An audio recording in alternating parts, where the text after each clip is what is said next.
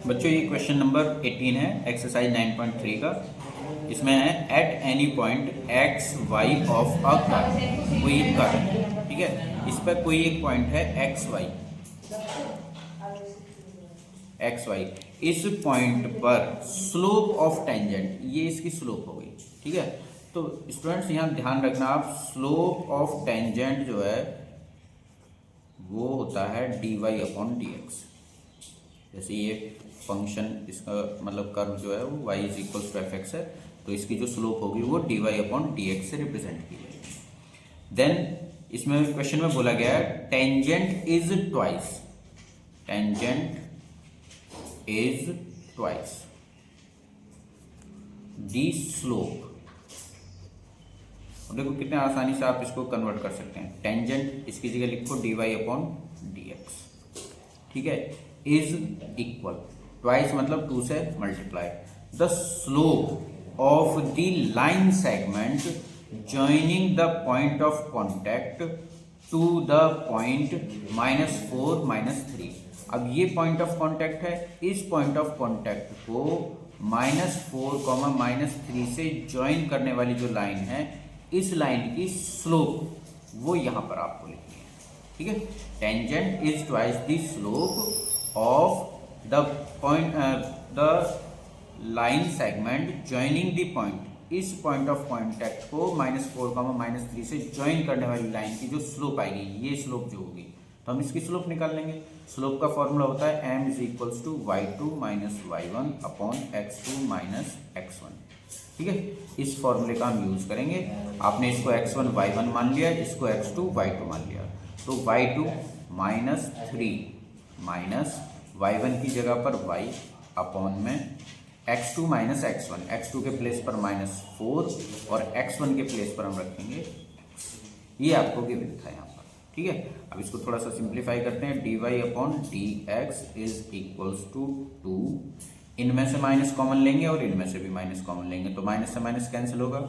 ये हो गया न्यूमरेटर में 3 + y अपॉन में डिनोमिनेटर में हो जाएगा 4 + x, ठीक है। ये इक्वेशन बन गई। अब इसके वेरिएबल्स सेपरेट कर लो, तो भाई ये जो न्यूमरेटर में ये y की टर्म है और नीचे डिनोमिनेटर में ये x की टर्म है, तो हम dx को तो यहाँ ले आएंगे और 3 + y को यहाँ पर। तो जो वेरिएबल सेपरेट होंगे तो ये वैल्यू ऐसे लिखी जाएगी, 3 + y इज इक्वल्स टू यहाँ पर 2 और ये 1/4 + x और ये dx। अब इनका इंटीग्रेशन कर लो, ठीक है। ये है 1/3 + y, इसका जो इंटीग्रेशन होगा वो होगा log की फॉर्म में। This will be log 3 + y। यहाँ पर इस साइड में 2 कांस्टेंट है, बाहर ही रखेंगे। 1/4 + x का log 4 + x। फिर देखो यहाँ पर इंटीग्रेटिंग कांस्टेंट ऐड करना है, यहाँ भी log है, यहाँ पर भी है, तो हम यहाँ पर जो कांस्टेंट ऐड करेंगे वो log c ऐसे लिख लेंगे। चलिए अब यहाँ पर एक प्रॉपर्टी log की यूज करेंगे, m log n, और ये हो जाएगा log n⁻m। जो वैल्यू यहाँ बाहर लिखी हुई है उसको हम यहाँ पावर की फॉर्म में लिख देंगे।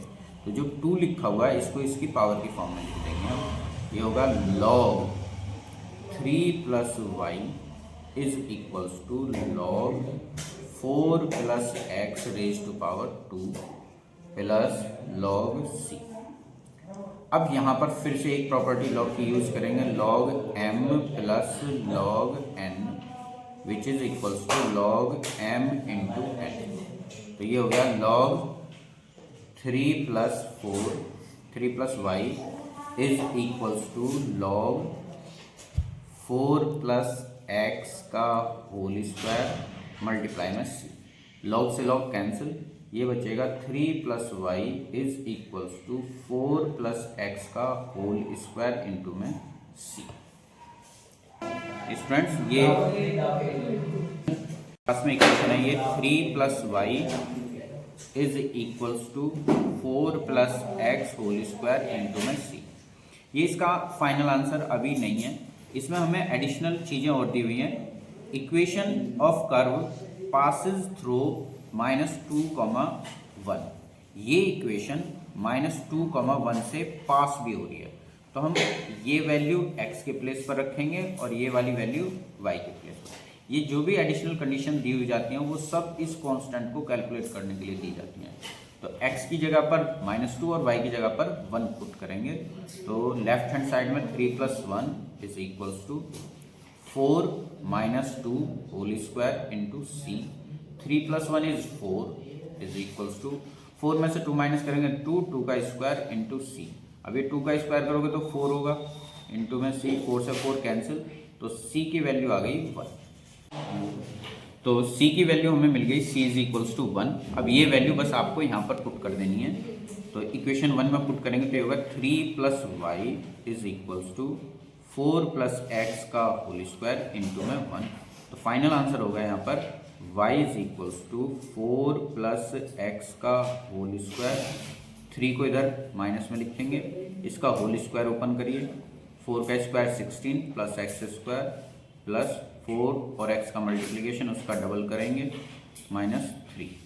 तो ये होगा y is equals to x² plus 8x और 16 में से 3 माइनस कर लो तो आ गया 13। ये इसका फाइनल